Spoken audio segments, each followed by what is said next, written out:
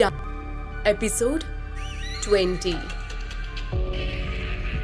वो रहस्यमयी आदमी जिसके बारे में जानने के लिए अभिमन्यु बेताब था, वो सरपंच के घर आया हुआ था और उसने सरपंच को अभिमन्यु की आज की तफ्तीश की सारी जानकारी दी, जिससे सरपंच चिंता से घिर गए। उस रहस्यमयी आदमी ने, जिसका नाम कुलदीप था, जब सरपंच को अपने मोबाइल में फोटो दिखाई तो सरपंच बहुत ज्यादा परेशान हो गए।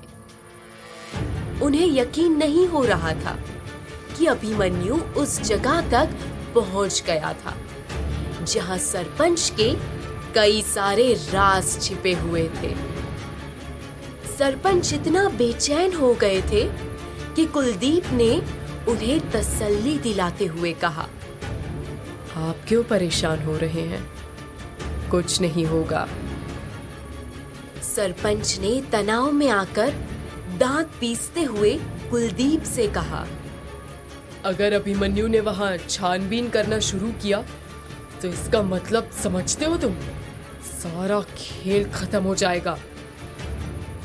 कुलदीप ने उन्हें फिर से समझाते हुए कहा, आप उसकी फिक्र मत करिए।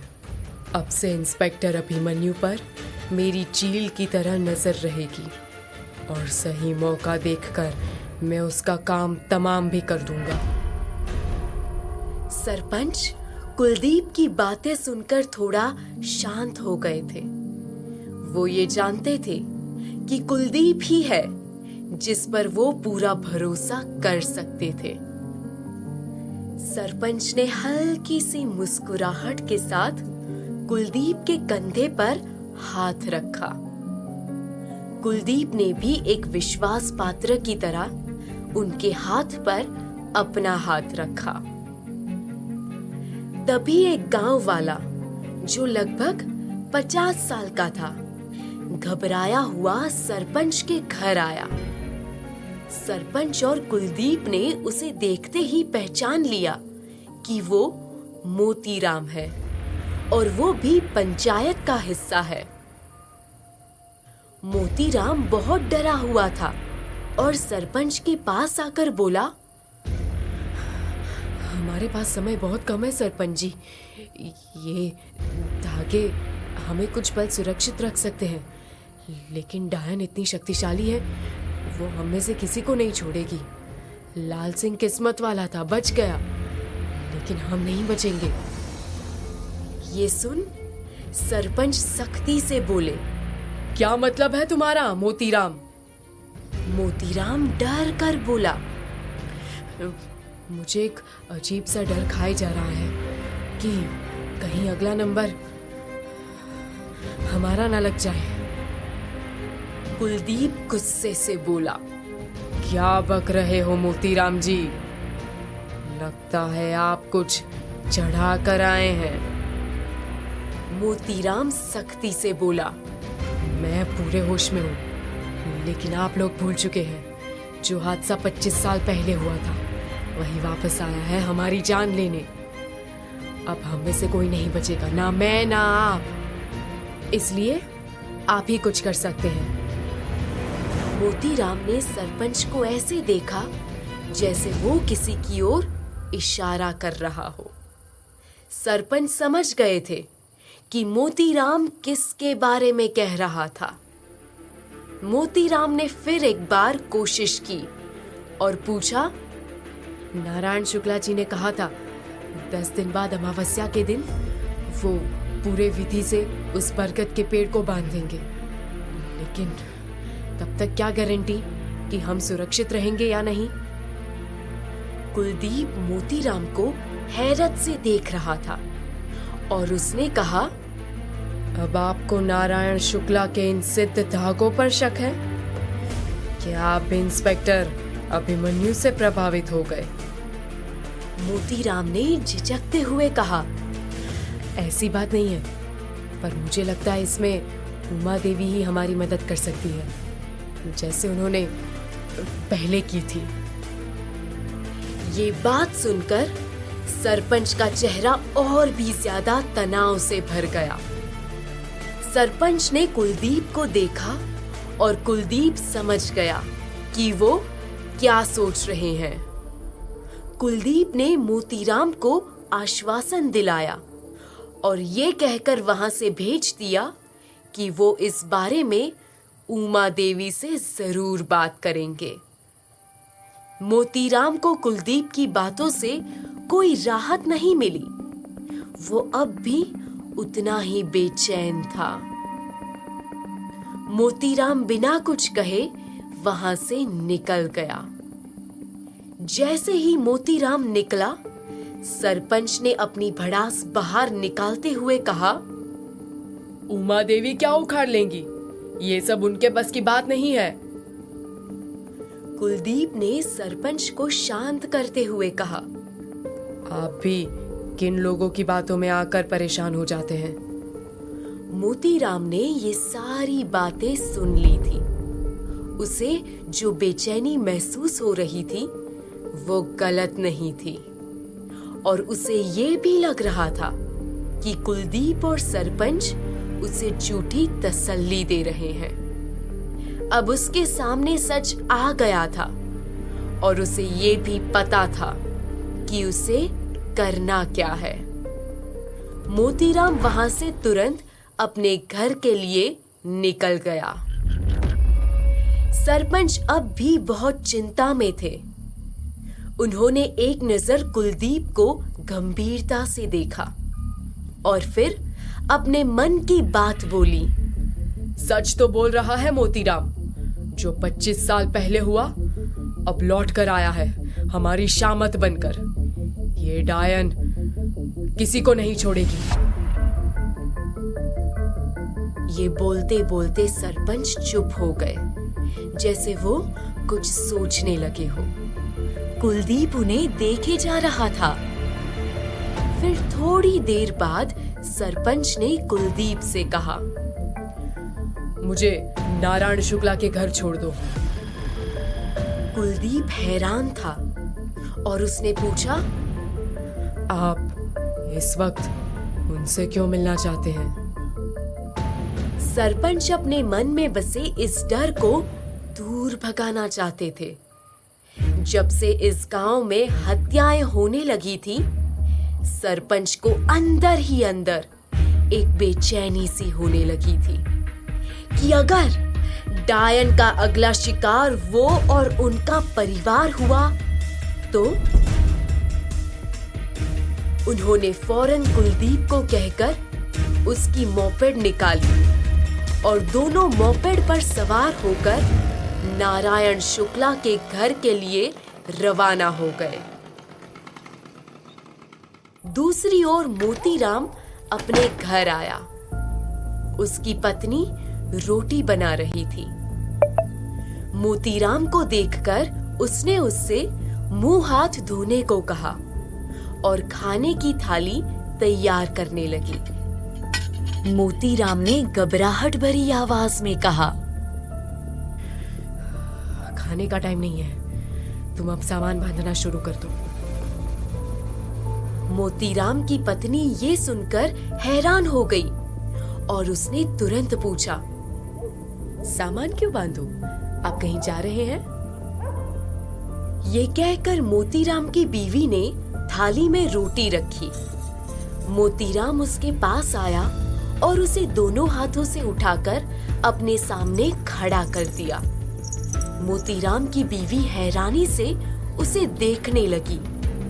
मोतीराम ने गंभीर होकर कहा, ध्यान से सुनो मेरी बात। हमें अभी के अभी ये गांव छोड़कर जाना होगा। ये सुनकर मोतीराम की बीवी के पैरों तले जमीन खिसक गई और उसका चेहरा सफेद पड़ गया। उसने धीमी आवाज में पूछा, ऐसा क्या हो गया जी? ऐसे अचानक हमें यहाँ से क्यों निकलना है? मोतीराम ने उसे सारी बातें बताई और ये भी बताया कि सरपंच से अब उसका भरोसा उठ गया है। उमा देवी के जरिए इस डायन को शांत किया जा सकता था, जैसे उन्होंने पहले भी किया था। लेकिन सरपंच पता नहीं क्यों उनसे ये काम नहीं करवाना चाहते हैं। मोतीराम को मालूम था कि ऐसे तो उनका जीना मुश्किल हो जाएगा। डायन के कहर से आखिर कब तक बचे रहेंगे? इसलिए अब एक ही रास्ता बचा था और वो था गांव छोड़ जाने का। उसकी बीवी ने फिर से पूछा, कोई और उपाय नहीं है?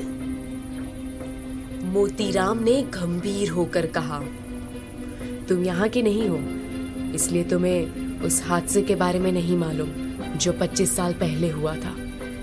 लेकिन मैं गवाह हूं, इस बार कोई नहीं बचेगा, कोई भी नहीं। ये सुनकर मोतीराम की बीवी बहुत डर गई। उसे मालूम था कि गांव में खून हो रहे थे और डायन का आतंक भी बढ़ गया था। मोतीराम की बीवी ने जल्दी से सारे कपड़े बैग में डाले और तभी उसे कुछ सूझा। उसने मोतीराम को याद दिलाया कि उनकी बेटी के गौने के लिए मोतीराम ने कुछ कीमती जेवर और रुपये पुलिया के पास पीपल के पेड़ के नीचे छुपा रखे थे। उसके बिना कैसे जा सकते थे? मोतीराम ने फौरन दीवार पर लगी घड़ी के ऊपर नजर घुमाई। रात के 10:30 बज गए थे। मोतीराम इस समय घर से बाहर निकलने के लिए डर रहा था। उसकी बीवी ने मोतीराम की कलाई पर बंधे धागे की ओर इशारा करके कहा, ये धागा आपकी रक्षा करेगा। मोतीराम डरते हुए घर से अपनी साइकिल पर निकल गया। वहां अपने घर में नारायण शुक्ला ढीला कुर्ता पजामा पहने, हाथ में रुद्राक्ष की माला लिए ध्यान में बैठा था कि तभी दरवाजे पर हुई जोर की दस्तक ने उनका ध्यान भंग कर दिया और उसके चेहरे पर एक शिकन आ गई। वो उठा और दरवाजा खोलने के लिए आगे बढ़ा। बाहर देखा तो सरपंच और कुलदीप खड़े थे। नारायण के चेहरे पर जल्लाहट देखकर सरपंच ने कहा, इतनी रात गए यहाँ आने के लिए माफी चाहता हूँ, पर एक बेहद जरूरी बात आपसे करनी थी। नारायण शुक्ला ने सरपंच और कुलदीप को अंदर बुलाया। सरपंच बहुत परेशान थे और सीधे मुद्दे पर आते हुए बोले, ये धागे जो आपने हमारे हाथों पर बांधे हैं, उम्मीद है ये असर करेंगे। ये सुनकर नारायण शुक्ला का गुस्सा भड़क उठा। वो सरपंच से बोला, इतनी रात गए आप मुझसे ये पूछने आए हैं कि धागे असर करेंगे या नहीं? कि आपका दिमाग भी उस बेवकूफ इंस्पेक्टर की बेसिर पैर की बातों से खराब हो गया है? ये सुनकर सरपंच चुप हो गए। नारायण ने आगे कहा, और आपने उसका कुछ किया या नहीं? ऐसे नासमझ इंसानों की कोई जरूरत नहीं इस गांव में। कुलदीप ने नारायण शुक्ला की बात का जवाब देते हुए कहा, अभिमन्यु की हर हरकत पर नजर है हमारी। ये सुन नारायण शुक्ला ने तंज कसते हुए कहा, तुम बेकार अपना वक्त बर्बाद कर रहे हो। तुमको क्या लगता है वो बेवकूफ इंस्पेक्टर डायन के आतंक को रोक पाएगा? गांव में हो रही हत्याओं को रोक पाएगा? इस बेतुके ख्याल से ही नारायण शुक्ला हंस पड़ा। सरपंच ने नारायण शुक्ला से कहा, शुक्ला जी, मेरी रातों की नींद उड़ चुकी है और मुझे डायन का डर खाए जा रहा है। अगर हमने जल्दी कुछ ना किया तो मुझे डर है कि वो डायन एक दिन हम सबको मार डालेगी। नारायण शुक्ला अब भी सरपंच के धागे वाली बात से नाराज थे। उसने दो टुक लफ्जों में सरपंच से कहा, इन धागों में बहुत शक्ति है और हर हाल में ये आपकी रक्षा करेंगे। इन पर संदेह करना मतलब हमारी शक्तियों पर संदेह करना है।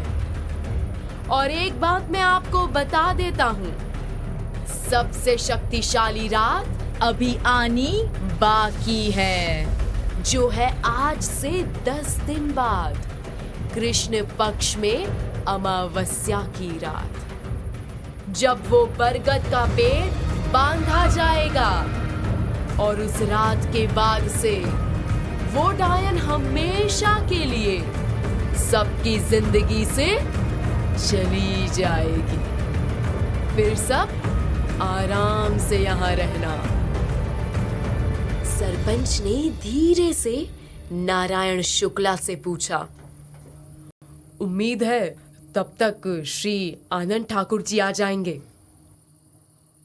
नारायण शुक्ला कठोर स्वर में बोला, गुरुजी आए या ना आए, लेकिन उनकी बताई विधि से ही उस पेड़ को बांधा जाएगा।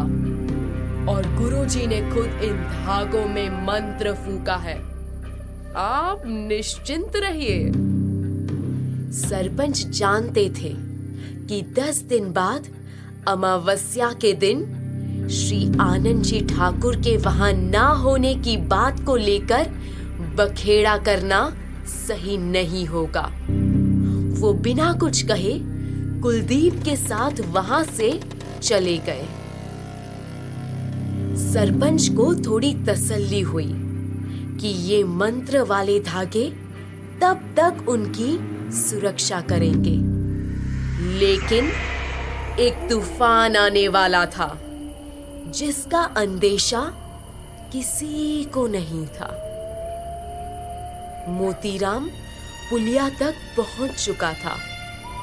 डर के मारे मोतीराम के पसीने छूट रहे थे।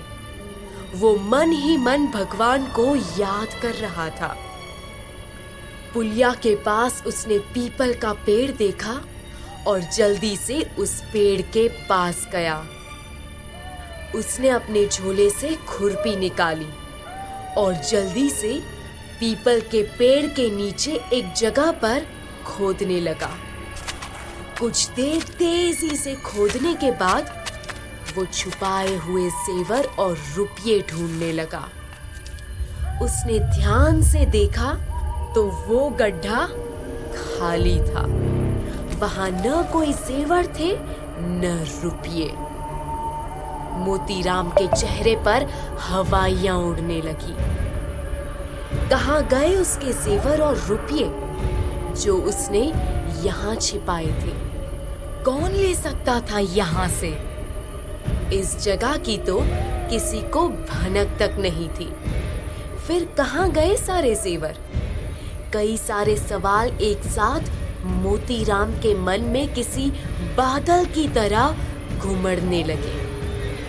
तभी अचानक से मोतीराम के कान में पायल की आवाज सुनाई दी, छन छन। आवाज सुन के उसके रोंगटे खड़े हो गए और डर उसकी गर्दन से सीधा नीचे उसके पैरों तक जाने लगा था। तभी अचानक एक मीठी सी आवाज मोतीराम के कानों में गूंजी, क्या ढूंढ रहे हो मोतीराम? मोतीराम का पूरा शरीर डर के मारे जाम हो गया। उसकी धड़कन बहुत तेज चल रही थी। पूरा शरीर कांपने लगा था। तभी उसने अपनी कलाई की ओर नजर घुमाई और उसकी आंखें फटी की फटी रह गई। उसकी कलाई पर तांत्रिक नारायण का दिया वो धागा था ही नहीं। और फिर सुनाई दी उसको वही खौफनाक हंसी।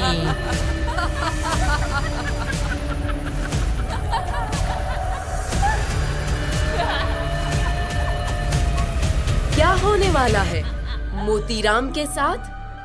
क्या सच में वो डायन का शिकार बनेगा? जानने के लिए सुनिए अगला एपिसोड।